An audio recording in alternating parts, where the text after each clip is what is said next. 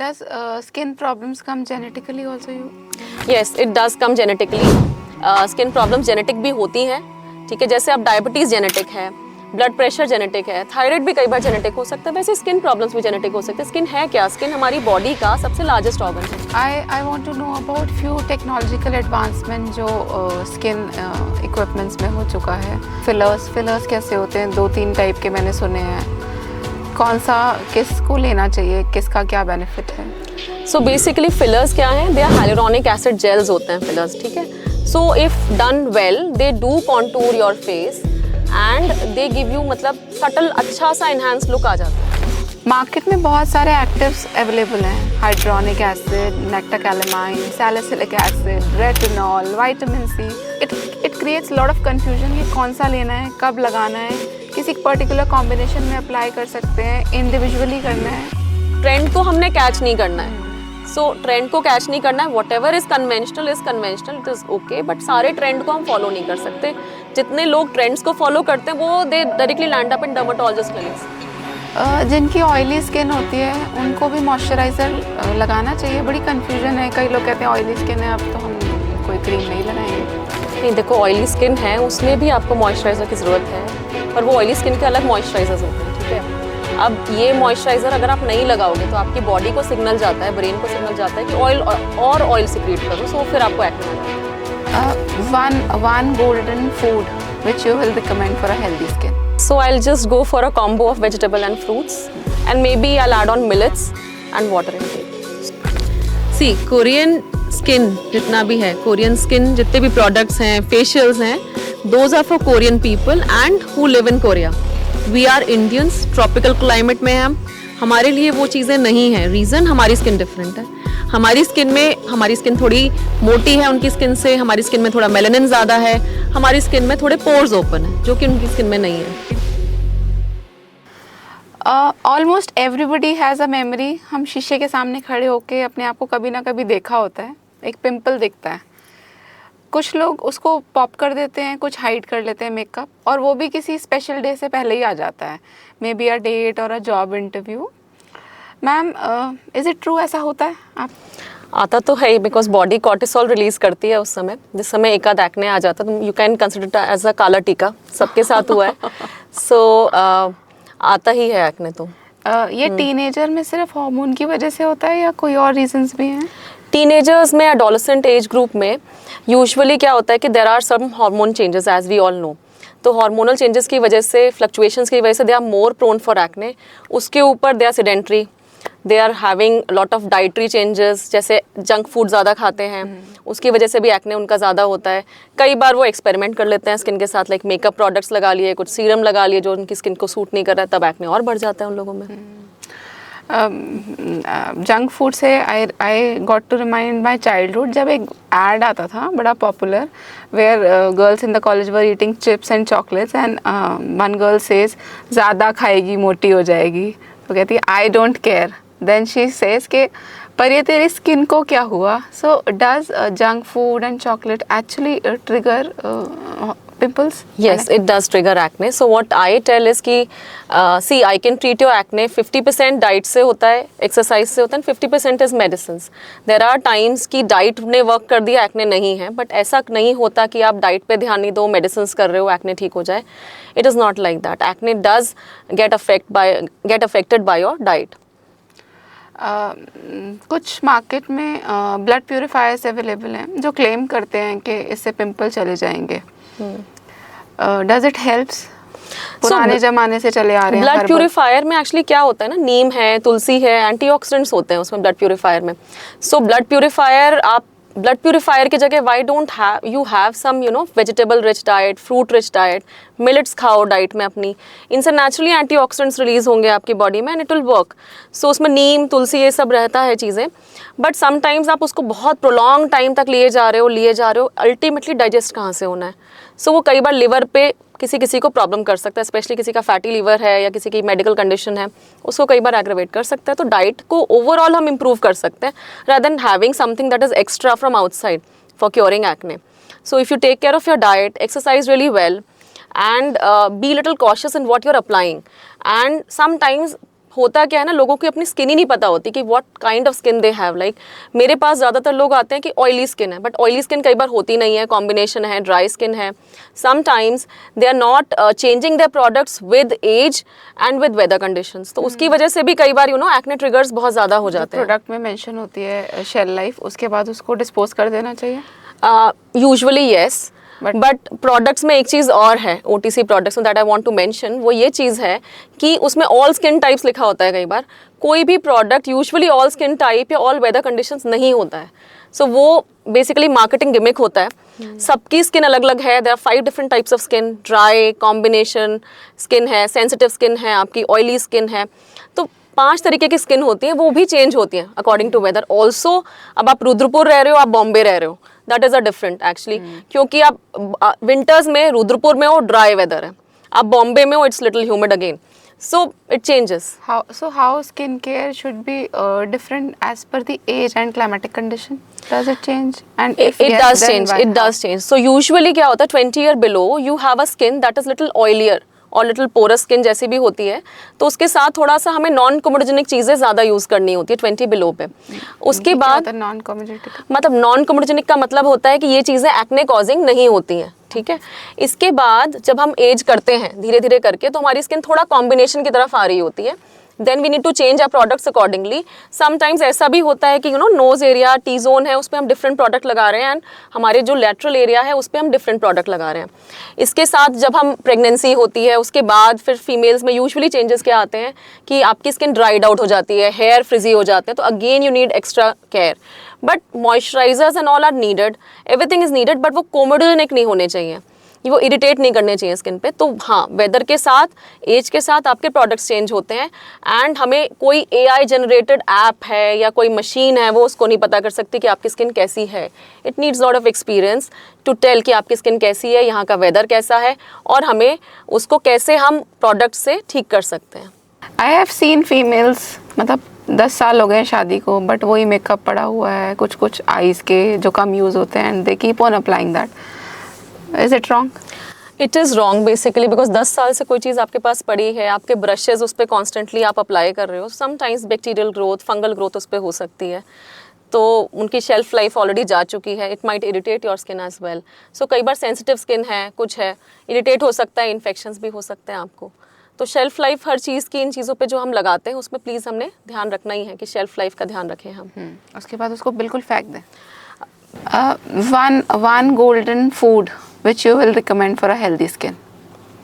So I'll just go for a combo of vegetable and fruits, and maybe I'll add on millets and water intake. So four of them, not one. How much water is enough for skin? I think 3 to 4 liters of water, because 75% of your body is water. If you don't have adequate amount of water, सब कुछ dehydrate हो जाता है, आपकी skin dry है, आपके बाल dry हैं, everything is dried up, you're constipated as well, so you need lot of water. पहले बड़े बुजुर्ग हमेशा कहते थे ना, पसीने से सारे कीटाणु निकल जाते हैं। So does sweat detoxify your body? Sweat का देखो एक मेजर फंक्शन होता है बॉडी में, that is thermo regulation of body. So sweat से हमारा बॉडी का टेम्परेचर रेगुलेट होता है। स्वेट जब निकल रहा है तो एक्सरसाइज हम करते हैं, स्वेट निकलता है। मुझे लगता है कि एक्सरसाइज आप कर रहे हो उससे आपको ज़्यादा बेनिफिट है, आपकी बॉडी में ऑक्सीडेंट स्ट्रेस कम होता है, उससे आप डिटॉक्सिफाई ज़रूर हो सकते हो। स्वेट से एज सच ऐसा नहीं है कि आप रेगुलरली स्वेटिंग कर रहे हो तो आप डिटॉक्सिफाई हो रहे हो। It's about exercising that you detoxify yourself and you glow inside out. Exercise करने से क्या स्किन लूज हो जाती है?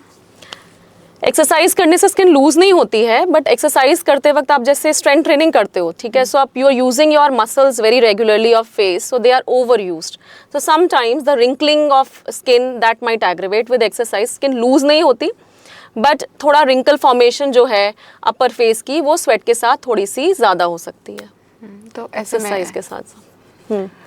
तो ऐसे में क्या करें? How to prevent it? how to prevent it? So with exercise what you need to do is कि हम बहुत ज़्यादा इमोट नहीं करना होता है, बहुत ज़्यादा इमोट नहीं करना होता है when you are exercising, and there are things like preventive botox, ठीक है। सो प्रिवेंटिव बोटॉक्स में क्या होता है कि यंग एज में people take up less units of Botox, उससे यूजुअली हमारा जो रिंकल फॉर्मेशन है, एक्सप्रेशंस हैं, इमोशंस हैं के साथ जो extra emotions and extra lines आ रही होती हैं वो थोड़ा सा कम हो जाती हैं उससे। थैंक गॉड ये टेक्नोलॉजीज आ चुकी है ना. Even I wanted to know about Botox, fillers and these treatments. This botox is for like recovery mode or precautionary भी हम इसको ले सकते हैं as a young person can take, or young person also takes a Botox. तो basically Botox क्या करता है, आपके जो अपर फेस के मसल्स पे सबसे ज़्यादा बोटॉक्स किया जाता है. तो बोटॉक्स हमारी जो मसल्स हैं उनको रिलैक्स कर देता है basically. So it works like for 3 to 4 months. 6 months तक भी थोड़ा थोड़ा इफेक्ट आता है बोटॉक्स का, रहता है. प्रिवेंटिव भी लोग लेते हैं सो दैट वो रिंकल कॉन्स्टेंटली फॉर्म ना होता रहे when you are emoting. So wrinkles usually फिर कम फॉर्म होते हैं बोटॉक्स के साथ. Botox is a very very rewarding procedure, I would say. It shows you results, but over नहीं करना है किसी चीज़ को. आप ओवर कर दोगे लाइक 50 यूनिट की जगह आप 100 यूनिट ले लोगे, 150 यूनिट ले लोगे, फिर आप प्लास्टिक फेस बन जाओगे. Otherwise it is very good. So किस फ्रीक्वेंसी में कितने टाइम में उसको रिपीटेडली लेना चाहिए? बोटॉक्स को basically see it works normally for like 3 months तक पूरा वर्क करता है. उसके बाद थोड़ा कम होना स्टार्ट होता है. तो people take it like 2 times a year or maybe 3 times a year. So that is a good As enough per their skin and their their derma. requirement as well. एक टाइम होता था ना जब एक cream ही sufficient होती थी for a healthy skin. लोग कहते थे अंदर की खूबसूरती होती है. But I think now skin care has changed for to single cream to supplements. अभी हर किसी के जिम बैग में एक प्रोटीन पाउडर होता है, ड्रेसिंग टेबल में कोलेजन पड़ा होता है, and everybody in the group is talking about glutathione. It is a shortcut for a healthy and ageless skin, young skin. So glutathione के बारे में बताना चाहूँगी. Glutathione is a powerful antioxidant. ये हमारी बॉडी खुद से जनरेट करती है और लिवर में जनरेट होता है ग्लूटाथियोन. सो हम जैसे एज करते हैं यूजुअली इसकी थोड़ा थोड़ा कम होता जाता है.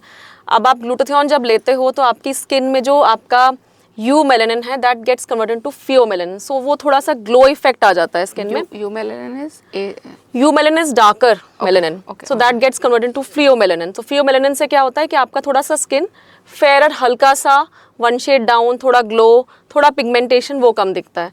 So people do take it and they take it before the major functions, occasions और marriages. That is how they take it. But glutathione creams हैं, सोप्स हैं, एंड अभी तो आजकल ग्लूटाथियोन पाउडर्स हैं, many things are that. They are all flat, they don't work. Glutathione tablets they do work. The powder form glutathiones they work, and glutathione injectable, yes, it does work, but it has to be under supervision only. So one has to suggest you, then only you can take up all these things, right? So you cannot take it unsupervised without any doctor advice.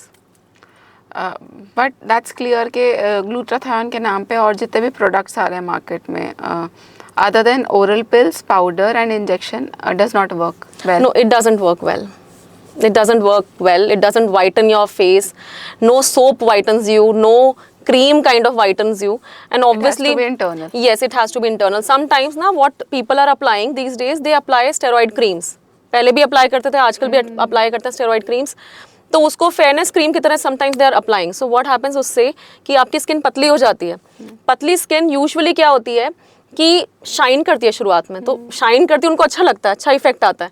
अब वो धीरे धीरे जो पतली skin हो गई है उस पर सन डैमेज हो जाता है, डस्ट डैमेज हो जाता है, एंड रेडनेस दिखने लगती है उस स्किन पे, फंगल इन्फेक्शन हो जाते हैं, एक्ने हो जाते हैं, टॉपिकल स्टेरॉइड डैमेज फेस होता है, एंड ये अनसुपरवाइज्ड होता है. इनकी क्रीम्स के कई बार एड्स भी आते हैं, लोग लेते हैं. It takes a while. How can we get your skin back. वो जो पतली स्किन हो गई है उसको हम ऐसा नहीं है कि स्किन को ग्राफ्ट कर दें, कुछ कर दें.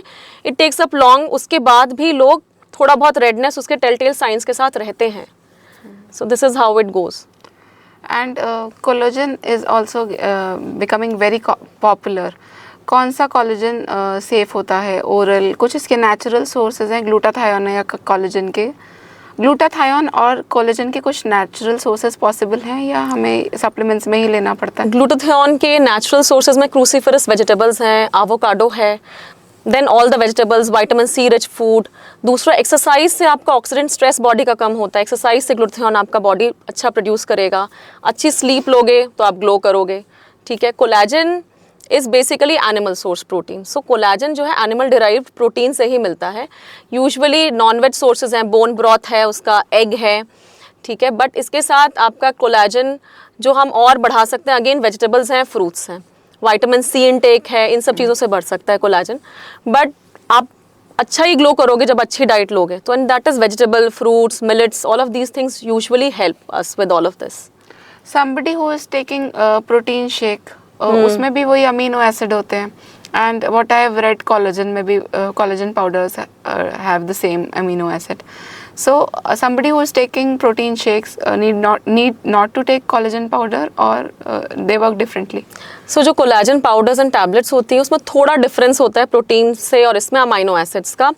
बट आप कुछ भी अमाइनो एसिड जो बॉडी में ले रहे हो, वो बॉडी में जाके अमाइनो एसिड कहाँ कोलाजन में गया, कितना कोलाजन उसने बढ़ाया, nothing is sure. Okay, there are no evidence based studies on that, right. So कि कोलाजन आप ले रहे हो उससे रिंकल आपका ओवरनाइट खत्म हो जाए या ओके हो जाए। What happens with collagen is आप ले रहे हो, उसके आपका टेक्सचरली इंप्रूव हो सकते हो, स्किन हाइड्रेटेड हो सकती है, बट बहुत ज़्यादा क्लिनिकल स्टडीज़ इसको प्रूव नहीं करती हैं कि आप कोलाजन ले रहे हो उसके साथ आपको एंटी रिंकल इफेक्ट या कुछ आ जाए। तो फिर हम इतना कोलाजन ले क्यों रहे हैं? हम एक एंटी रिंकल क्रीम ही लगा लें, is it sufficient? Anti wrinkle cream की आप अगर बात करें, रेटिनॉल वर्क्स। सो हाँ, जो प्रोसीजर्स हैं, रेटिनॉल है, ये सारी चीज़ें वर्क करती हैं। ट्रेंड की बात है, एक्चुअली ट्रेंड चलता है किसी किसी चीज़ का ना। मार्केट में बहुत सारे एक्टिव्स अवेलेबल हैं, हाइड्रोनिक एसिड, नेक्टाकैलेमाइन, salicylic acid, retinol, vitamin C. It's lot of it creates lot of confusion कि कौन सा लेना है, कब लगाना है, किसी पर्टिकुलर कॉम्बिनेशन में अप्लाई कर सकते हैं, इंडिविजुअली करना है। सो ये सारे serums basically they are actives actually, है ना, और ये ट्रेंड्स में आते हैं। कभी किसी चीज़ का ट्रेंड चल रहा है, फिर किसी चीज़ का ट्रेंड चल रहा है। एक सीरम सब स्किन के लिए नहीं जाता है। Vitamin C is for brightening effect, but at the same time it can aggravate acne. Acne के लिए नाइसिनामाइड, पिगमेंटेशन के लिए niacinamide works well. But then इसके बाद सैलिसिलिक एसिड है। अब सैलिसिलिक एसिड यूजुअली लोग लगा के आते हैं, उल्टा कर देता है सैलिसिलिक एसिड। कई बार सैलिसिलिक एसिड पर्जिंग कर देता है, एक्ने बढ़ा देता है। हाँ, बहुत पॉपुलर है ना, तो पिंपल है तो सैलिसिलिक एसिड कई बार पर्जिंग करता है। केमिकल पील्स भी सैलिसिलिक एसिड वाली कई बार पर्जिंग कर देती हैं। इसके अलावा you have many other serums, snail mucin serum, then you have retinol. Retinol is a good anti-aging serum or a cream, but then not everybody can apply retinol. किसी किसी की sensitive skin होती है, वो retinol लगा के और flaky हो जाता है। So there are methods जिसमें retinol लगा सकते हैं। There are certain weathers, जैसे अब winter season है, बहुत windy season है, जिसमें retinol नहीं लग पाता। It is anti-aging, works good, but सब में नहीं वर्क करता। वो स्किनी फ्लेकी हो जाएगी, रेड हो जाएगी, तो क्या वो एंटी एजिंग दिख रहा है फेस पे ना। तो सीरम्स एंड ऑल बेसिकली, और इनके सबके सीरम्स के भी जो व्हीकल्स हैं ये सब अलग अलग होते हैं। so, कुछ ऑयली स्किन पे जाता है, कुछ नॉर्मल स्किन पे जाता है, कुछ ड्राई स्किन पे जाता है। तो हमने ऐसा नहीं करना है कि जो ट्रेंड चल रहा है उसको फॉलो करना है। आपकी स्किन कैसी है और आपकी स्किन पे क्या सूट करेगा, वो चीज़ वेरी इंपॉर्टेंट है। Usually I tell people less is more, ठीक है। सो ऐसा नहीं है कि आप चीज़ें लगाते रहो, थोपते रहो, एंड एंड उससे और गड़बड़ हो जाती है। इट रिमाइंड्स मी, अभी यूट्यूब या इंस्टाग्राम पे देख लो तो स्किन केयर तो एक फुल टाइम जॉब हो गया है। 12 steps in the morning and 10 steps in the night. Korean skin बड़े पॉपुलर हो रहे हैं। Does we need to take 10 step skin care और 7 स्टेप स्किन केयर? सो देखो, कोरियन स्किन केयर क्या है? कोरियन स्किन केयर कोरियंस के लिए है, कोरिया में जो रहते हैं। हम लोग इंडियंस हैं, हम इंडिया में रहते हैं, हमारी स्किन अलग है, डिफरेंट है उनसे। कोरियंस की स्किन कैसी होती है? दे हैव पतली skin and they have less melanin in their skin. उनकी स्किन में पोर्स नहीं होते, तो बड़े वो ड्यूई से लगते हैं, राइट। हमारी स्किन वैसे नहीं हो सकती, we are Indians, okay.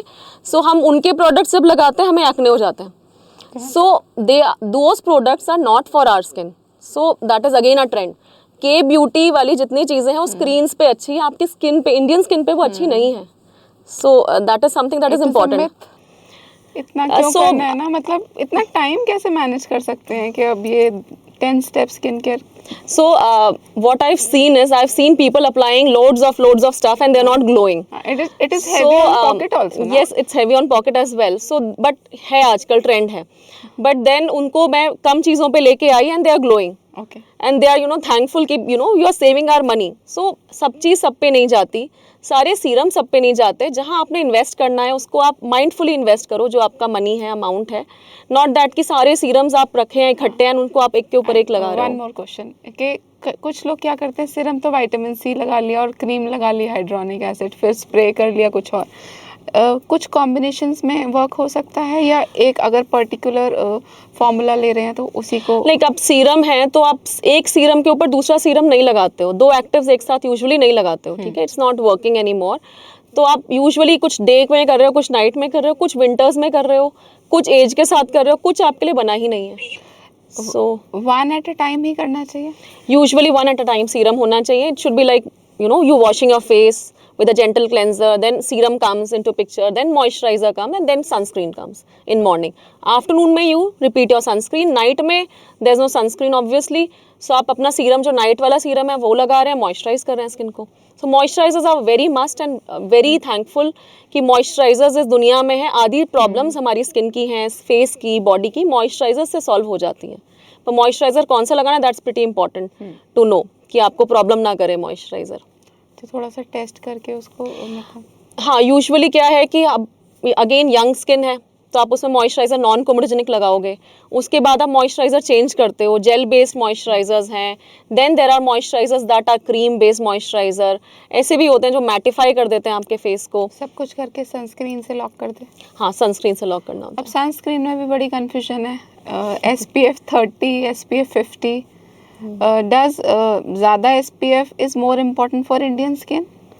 So what is SPF? SPF हमारा UV प्रोटेक्शन फैक्टर होता है UVB रेज के लिए, ठीक है। सो SPF 30 एंड 50 में 1% का फ़र्क होता है, ठीक है। तो 30 इज़ गुड इनफ, बट बहुत प्रोलॉन्ग एक्सपोजर है, बहुत बाहर रहते हैं, या आपको कोई पिगमेंटरी कंडीशन है स्किन पे, उस केस में SPF 50 जा सकता है स्किन पे, बट कई बार किसी बंदे को सूट ही नहीं करते 50 वाले, तो आप 30 लगाओ। तो 30 इज़ गुड इनफ, लगा सकते हो। इसके साथ PA फैक्टर भी होता है सनस्क्रीन में, जो ज़्यादा इंपॉर्टेंट होता है। PA factor is basically UVA rays से प्रोटेक्ट करता है। UVA rays are the ones that are causing ageing and cancer वाला जितना रिस्क है वो UVA रेज से होता है। तो PA++ फैक्टर भी हमें देखना होता है कौन सी सनस्क्रीन में कितना है। इसके साथ सनस्क्रीन के साथ रिपीट एप्लीकेशन होती है सनस्क्रीन की, और physical protection is also must. Like आप धूप में हो, सनस्क्रीन है, Indian skin it's all going down, ठीक है, तो वो सनस्क्रीन है ही नहीं फेस पे आपके face. So somebody who does not want to spend much, सिर्फ 1% के लिए SPF 50 लेना, तो I don't think so is worthwhile। अगर कुछ आउटडोर एक्सपोजर ज़्यादा नहीं है तो? आउटडोर एक्सपोजर अगर बहुत ज़्यादा नहीं है सो SPF 30 also goes. Yes, it goes. मतलब मार्केट में या एक लेमैन लैंग्वेज में सबको ये लगता है कि ज़्यादा SPF तो ज़्यादा प्रोटेक्शन। एंड आजकल 50 के बाद भी 70, 80, 100, 120, so they are going that way, है ना। But then how does it work? 97% and 98%, that is what SPF 30 and 50, you know, so वो कहाँ पे जा रहा है, कितने परसेंटेज पे जा रहा है, मुझे नहीं पता, राइट। सो जिनकी ऑयली स्किन होती है उनको भी मॉइस्चराइज़र लगाना चाहिए। बड़ी कंफ्यूजन है, कई लोग कहते हैं ऑयली स्किन है अब तो हम कोई क्रीम नहीं लगाएंगे। नहीं, देखो, ऑयली स्किन है उसमें भी आपको मॉइस्चराइज़र की ज़रूरत है, पर वो ऑयली स्किन के अलग मॉइस्चराइजर्स होते हैं, ठीक है। अब ये मॉइस्चराइज़र अगर आप नहीं लगाओगे तो आपकी बॉडी को सिग्नल जाता है, ब्रेन को सिग्नल जाता है कि ऑयल सिक्रीट करो, सो फिर आपको एक्ने आ जाता है। So oily skin also needs some nourishment, okay, and oil ज़्यादा ही निकल रहा है, it might irritate your skin as well. So there are moisturizers for oily skin, but there are different moisturizers for oily skin. ACs हमारे skin के water और oil balance को disturb करते हैं और ड्राई करते हैं। सो यूजुअली AC से क्या होता है, डिहाइड्रेट हो जाती है स्किन एंड हेयर में जितना भी वाटर कंटेंट है कम हो जाता है। और अगर आपका जो बॉडी है मॉइस्चराइज नहीं है, आपके हेयर कंडीशन नहीं है, एंड आपकी बॉडी में आप जो चीज़ें ले रहे हो बहुत ज़्यादा फाइबर रिच, वाटर रिच नहीं है, तो उससे वो बैडली अफेक्ट कर सकता है definitely.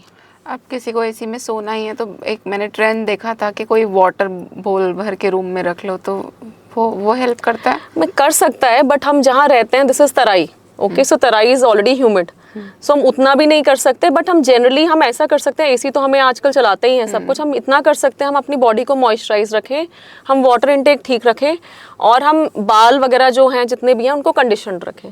So that is how you can combat that AC effect.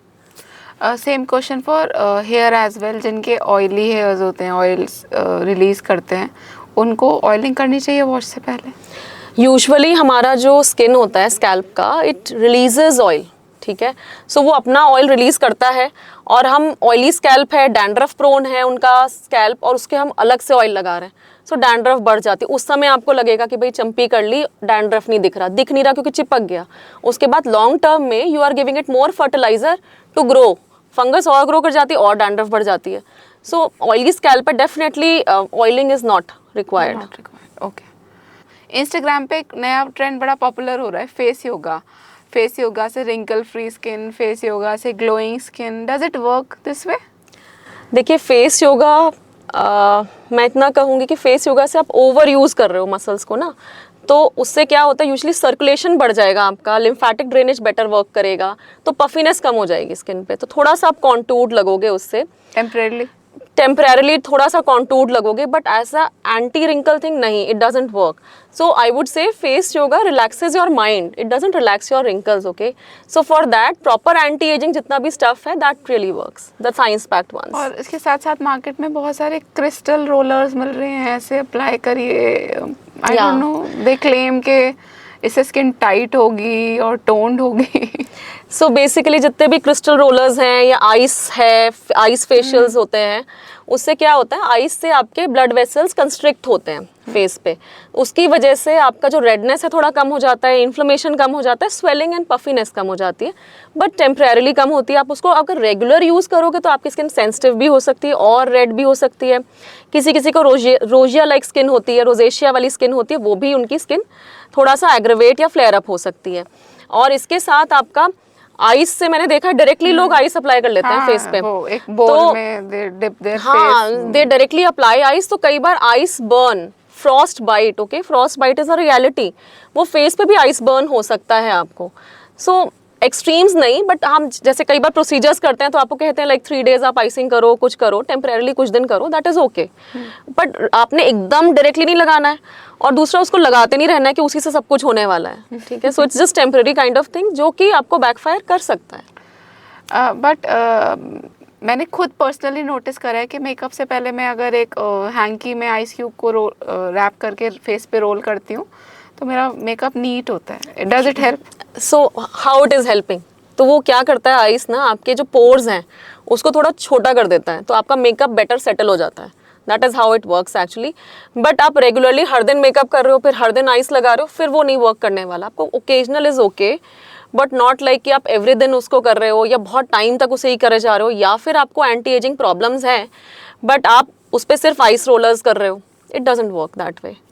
Directly तो अप्लाई करना ही नहीं चाहिए. डायरेक्टली नहीं करना चाहिए अप्लाई ना, इट्स वेरी ठंडा, it can cause a burn as well, frost bite होती है, सो वैसा स्किन पे भी हो सकता है. तो कितनी देर तक उसको, मतलब a minute, 2 minutes, 5 minutes? I think 2-3 minutes is okay, that works. तो उतने में 2-3 मिनट तक ठीक रहता है, उतना आप कर सकते हो, बट प्रोलॉन्ग नहीं करना है आपने उसको ना. और अपनी स्किन देखो कि आपकी स्किन रोजेशिया वाली तो नहीं है या स्किन प्रॉब्लमेटिक तो नहीं है, उसमें तो आइस तो बहुत ही ज़्यादा गड़बड़ कर सकता है आपकी स्किन पे. बड़ा ट्रेंडिंग है. हाँ, बट ट्रेंड तो है ही, मतलब हर ट्रेंड को हमने कैच नहीं करना है. सो ट्रेंड को कैच नहीं करना है, what ever is conventional, it is okay, but सारे ट्रेंड को हम फॉलो नहीं कर सकते. जितने लोग ट्रेंड्स को फॉलो करते हैं वो they directly land up in dermatologist clinics. So you know, इससे ये हो गया, उससे वो हो गया, then we are sorting out what all are you applying, what all are you doing. उसमें कहीं ना कहीं यू नो कुछ ना कुछ गड़बड़ होती है स्किन पे. तो नेचुरली जेनेटिकली तो स्किन ठीक है, बट ओवर अप्लाई करके, ओवर चीज़ें करके यूजुअली स्किन कई बार डैमेज हो जाती है. Does skin problems come genetically also? Yes, it does come genetically. Skin problems genetic भी होती हैं. ठीक है, जैसे अब डायबिटीज़ जेनेटिक है, ब्लड प्रेशर जेनेटिक है, थायराइड भी कई बार जेनेटिक हो सकता है, वैसे स्किन प्रॉब्लम्स भी जेनेटिक हो सकते हैं. स्किन है क्या? स्किन हमारी बॉडी का सबसे लार्जेस्ट ऑर्गन है. जो आपकी बॉडी के अंदर चीज़ें चल रही हैं उसी का मैनिफेस्टेशन स्किन पे आता है. तो अब अंदर के डिजीजेज अगर जेनेटिक हैं तो आपकी स्किन की डिजीजेज भी जेनेटिक हो सकती हैं. ठीक है. I want to know about few technological advancement जो स्किन इक्विपमेंट्स में हो चुका है. Explain me about fillers. Fillers कैसे होते हैं? 2-3 टाइप के मैंने सुने हैं. कौन सा किसको लेना चाहिए, किसका क्या बेनिफिट है? सो बेसिकली फिलर्स क्या हैं? They are hyaluronic acid gels होते हैं फिलर्स. ठीक है, so if done well they do contour your face and they give you, मतलब सटल अच्छा सा इन्हांस लुक आ जाता है. अगेन ओवरडू नहीं करना होता है. ओवरडू करोगे देन वो प्लास्टिक फेस बनता है, otherwise it gives you a good aesthetic appearance. अब कौन किसको करना है, इट कुड बी लाइक एसिमेट्रीज हैं किसी के फेस पे, या किसी को बहुत ज़्यादा उसने वेट लॉस किया है, उसको प्रॉब्लम हो रही है, या आप एज कर रहे हो लाइक यू आर 35+ और 40+, उसके साथ क्या हो रहा है, आपकी बोन वीक हो रही है, आपका लिगामेंट सपोर्ट सिस्टम जा रहा है. तो यूजुअली फिलर्स वहाँ पे सपोर्ट सिस्टम की तरह जाते हैं. एंड हमको ऐसा नहीं कि फिलर फिल ही करते हैं, इट्स अ मिसनोमर एक्चुअली ना, वो कॉन्टूर करते हैं फेस को, that is what it is. Filling वाला जितना फेस था वो जा चुका है. Over filling is not the today's की जितने भी है ओवर फिलिंग नहीं हो सकता, मतलब नहीं करना चाहिए हमें। कई पेशेंट्स भी बोलते हैं कि आप ओवर फिल कर दो, इतना सारा कर दो, उतना नहीं है ठीक। ठीक है, नेचुरली जितना आपको कर सकते हो उतना आप करिए, बट ओवर मत करिए फिलर्स को। That is what it. इसकी मेंटेनेंस के लिए उसको रीफिलर्स लेने पड़ते हैं? हाँ, क्या तो जितने भी फिलर्स हैं जो आज की डेट में ज़्यादा होते हैं, वो फिलर्स यूजुअली टेम्परेरी फिलर्स होते हैं। टेम्परेरी फिलर्स का मतलब है बॉडी ने यहाँ पे खुद का जो हाइलुरोनिक एसिड है उसको डिसॉल्व किया है। अब वो आप जो हाइलुरोनिक एसिड अलग से ले रहे हो वो भी धीरे धीरे बॉडी उसको डिसॉल्व करेगी। So over due course of 1 year और 1.5 और मे बी 2 ईयर्स वो जितना आपने लिया वो डिसॉल्व हो जाता है आपका filler. Then you have to repeat take it. You can not take up things that are permanent. Generally clients कौन से फिलर्स लेते हैं other than lips and cheeks? So usually ज़्यादातर लोग मिड फेस फिलर्स या अंडर आइज के लिए दे are more concern. ठीक है, इसको बेटर करना चाहते हैं because that sad look is coming from the periorbital area. उसके लिए मिड फेस हमें ठीक करना बहुत ज़रूरी है। टेम्पल्स हैं, usually people ignore the temples. Temple से लॉस हो रहा होता है एंड हमारा जो स्किन है बहुत सैगी लगता है, तो बोन डिप आ जाती है। Then people do take up fillers in these areas at the most. Young और यूथफुल स्किन तो सब चाहते हैं, बट डिफरेंस नहीं समझ में आता फिलर्स और स्किन बूस्टर में। कौन सा किसको लेना चाहिए, क्या प्रोसीजर होता है? सो दोनों में जो फिलर्स हैं और स्किन बूस्टर्स में, दोनों में एक चीज़ कॉमन है, वो है हाइलुरोनिक एसिड। बट फिलर्स वाला जो हाइलुरोनिक एसिड होता है वो थोड़ा सा थिक होता है हाइलुरोनिक एसिड, और जो स्किन बूस्टर्स होता है वो यूजुअली इट्स वेरी फ्लूइडी, वाटरी। सो हमारी स्किन को हाइड्रेट करते हैं। Skin booster it's not a filler, जब इंजेक्ट ही होता है, बट हमारी स्किन को हाइड्रेट करता है, टेक्सचरली इंप्रूव करता है। वो जो नो मेकअप स्किन होती है वो हमारी स्किन में आ जाती है। जैसे कोरियन स्किन होती है, वैसे इंडियन स्किन में आपको ग्लो एंड हाइड्रेशन मिल सकता है, नो मेकअप लुक मिल सकता है थ्रू स्किन बूस्टर्स। दिखते कुछ भी नहीं है, बट आप टेक्सचरली अपनी स्किन को फील कर सकते हो, yes it is looking good. It has to be in injectable form? Yes, it is injectable only, no other option? No other option. Okay. And I am keep listening about hyaluronic acid. I want to know one active if you want to recommend. कौन सा active सबसे best आप recommend करोगे? No one active fits all actually ना। So usually active सब skin के अनुसार और age के अनुसार the actives are very different. But for glowing skin it is hyaluronic acid. Botox और फिलर्स तो हम समझ गए, ये इनविजिबल फॉर्म होते हैं, इंजेक्ट करना पड़ता है। But there is a new term HIFU, ये क्या है? सो हाइफू क्या होता है? High intensity focused ultrasound. ठीक है, हाइफू से क्या होता है, आपकी एक मशीन जिससे आपकी जो स्मास लेयर होती है, एक स्किन के अंदर लेयर होती है, उसको वो स्ट्रेंथन करता है, तो आपका everything gets lifted up. But see, it is not an alternative to Botox and fillers. They have their own place, okay? But then there are people who don't want to take any injectables or who are like afraid of injections. तो उनके लिए it's a good option. Usually lower face को ज़्यादा better कर देता है, या आपका यहाँ पे double chin है, या आपके यहाँ पे contouring defect है, उसको better कर देता है हाइफू। Tight so, कर देगा। हाँ, tightened up and lifted up. Okay. But again it needs a repetition. Like 9 months, 1 year में हाइफू आपको repeat कराना पड़ता है।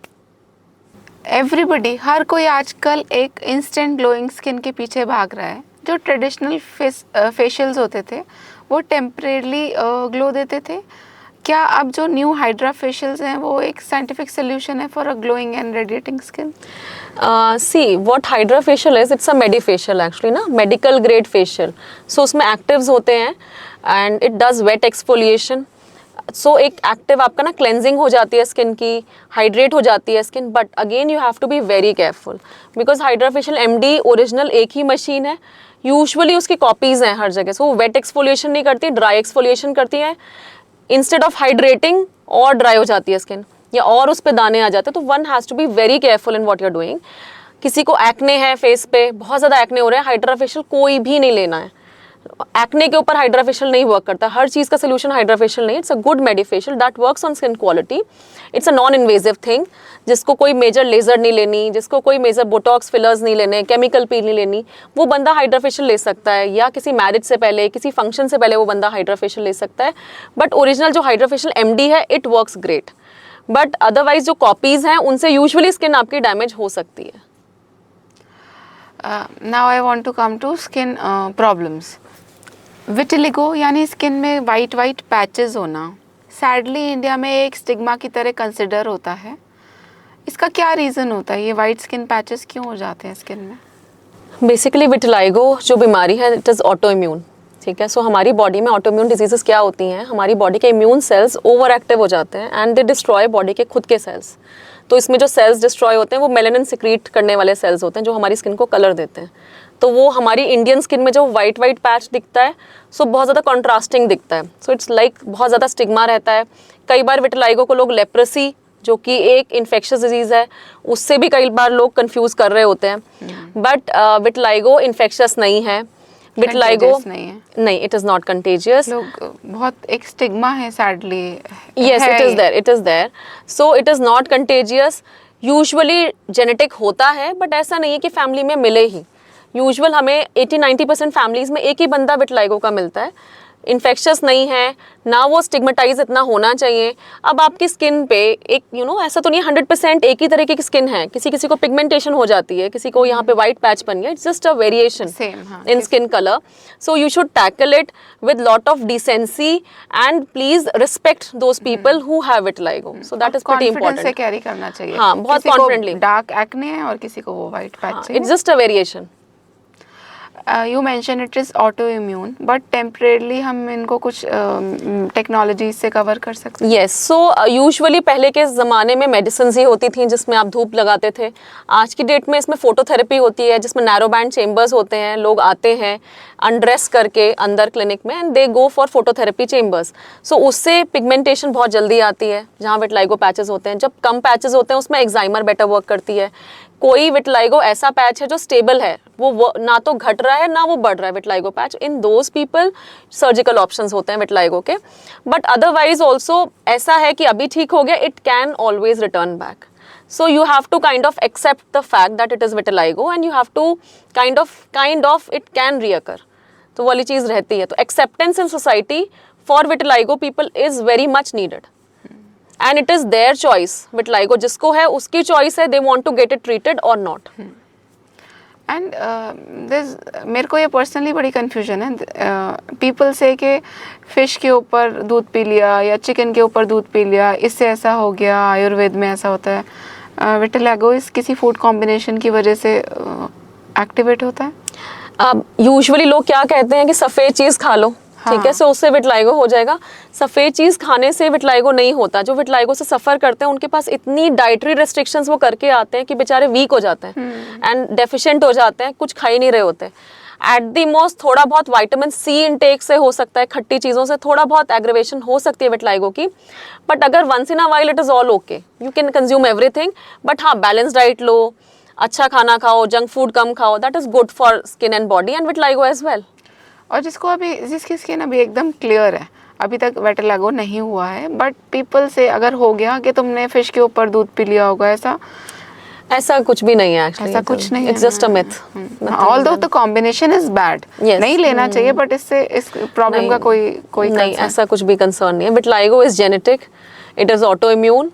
उसके ये सब ट्रिगर्स नहीं होते हैं विटिलाइगो के। हमारी स्किन में प्रॉब्लम बस ये है कि हमारी स्किन डार्क है, उसमें विटिलाइगो दिखता ज़्यादा है, स्टिग्मेटाइज्ड है and people usually correlate it with leprosy, Hansen disease, जो कि थोड़ा इन्फेक्शियस डिजीज़ है, तो उससे लोग कोरिलेट करते हैं। सो otherwise it is just a myth.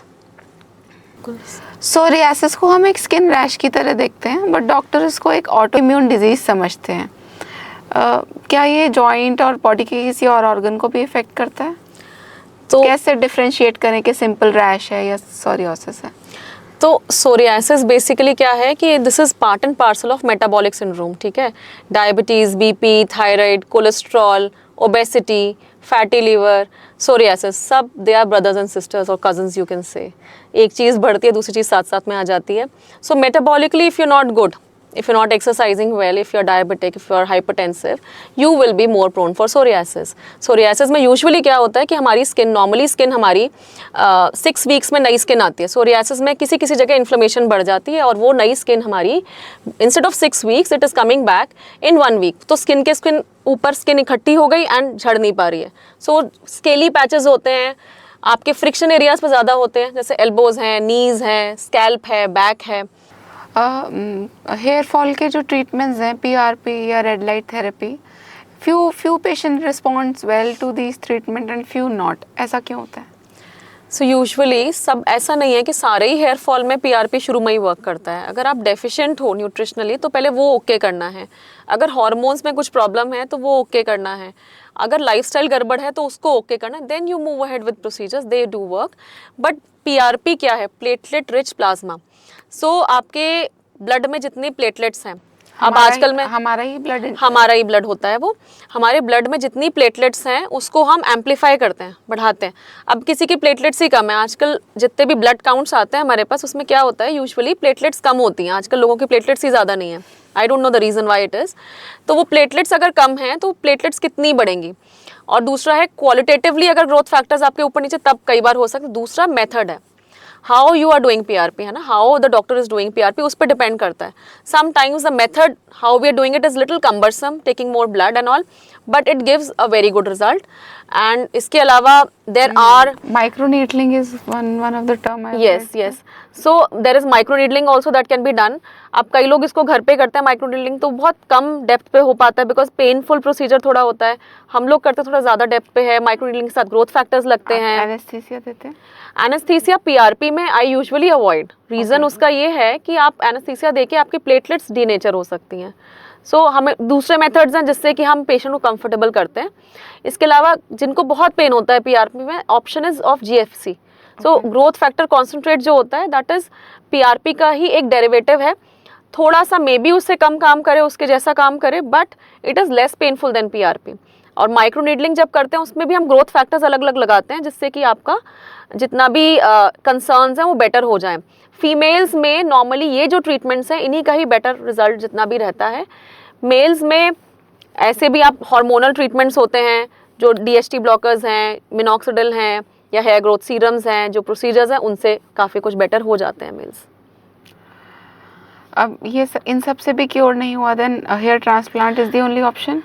इन सब से अगर क्योर नहीं हो रहा तो मेल्स में yes, hair transplant is an option provided आपका डोनर एरिया बेटर होना चाहिए. और फीमेल्स में हेयर ट्रांसप्लांट का उतना अच्छा नहीं आता बिकॉज वो कभी भी पूरे बेल्ट नहीं होते फीमेल्स, उनमें बीच बीच में से बॉल्डिंग होती है. तो उस वजह से फीमेल्स में it is not a very good result kind of a thing. उसका सक्सेसफुल नहीं, बहुत ज़्यादा सक्सेसफुल. मेल्स में बहुत सक्सेसफुल है provided taken at a okay place with proper doctors, with proper advices, do's and don'ts. Yes, transplants are very good in males. Thank you so much, ma'am. Okay, This session was actually a myth buster. We covered all the latest technology, कैसे products को use करें.